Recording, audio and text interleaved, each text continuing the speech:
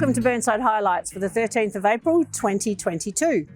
In today's highlights, I start with some sad news. We recognise and show respect to the passing of Bob Parr, OAM, and celebrate his contribution to Burnside and beyond. Bob worked for Wallace Cinemas for over 50 years and ran the Chelsea Cinema, now the Regal, on Kensington Road for 40 of those years, from 1971 to 2011. He saw many changes during that time, with him being the projectionist using 16mm reels that had to be manually operated, through to today's digital operation systems. He was a living encyclopedia of film and a passionate supporter of independent cinema. He suggested the name The Chelsea when Wallace took over the cinema from Hoyts.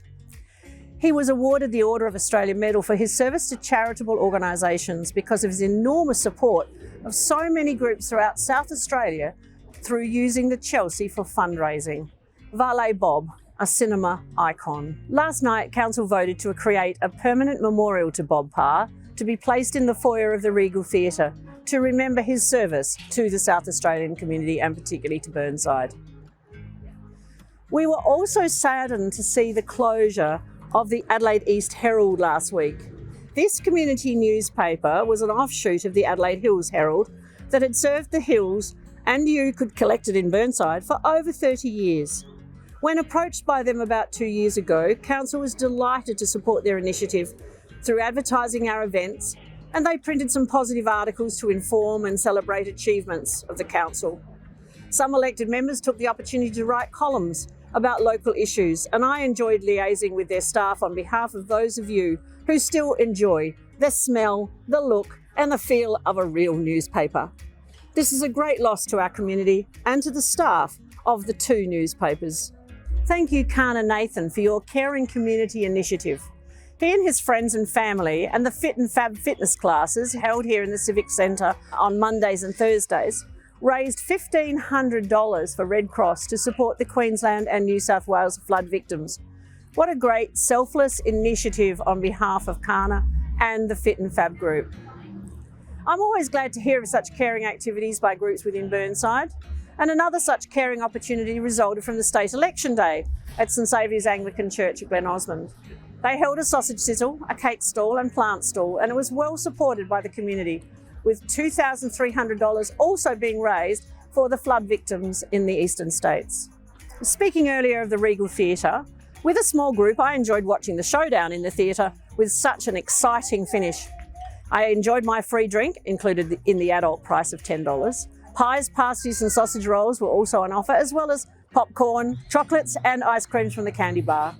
New movies are starting and some live shows are scheduled for April and May. The one that is coming in April is The Carpenters from Kempsey on April the 23rd at 2:30 and 8 p.m. See the Regal's website for details and bookings. And remember, it's a lovely place to take your children or grandchildren in the holidays. There's plenty of space to spread out, comfortable seats and goodies to enjoy. Easter is nearly here and school holidays. Churches are open, but the Burnside Library will be closed over Easter.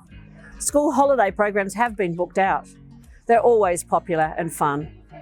The George Bolton Swimming Centre and the Tusmore Wading Pool have extended seasons and will be open until Sunday, May the 1st. So take the opportunity to enjoy these delights. The pump track is also here in the Civic Centre car park too. If you're travelling over this time, please take care on the roads. Leave early for the airport to avoid accidents or disappointment. Drive safely, locally and shop locally in regional towns that you visit during the break and of course here in Burnside. They all need your support. Propel SA and the Local Government Association is calling on us all to go local. I will end on a more sombre note with a reminder about Anzac Day on the 25th of April. I have made a separate post to honour the fallen, but I take this opportunity to urge you to march once again, to attend a dawn service, or take time for 2 minutes silence, or read the Ode, and honour all of those who have given their lives, and to honour the bravery of all men and women in service to their country. 3 dawn services will be held in Burnside, one at the Kensington Park RSL on Kensington Road by the Kensington Oval, another at the Rose Park Memorial outside Gartrell Uniting Church in Rose Park, and at Beatty Street RSL in Linden Park. Lest we forget.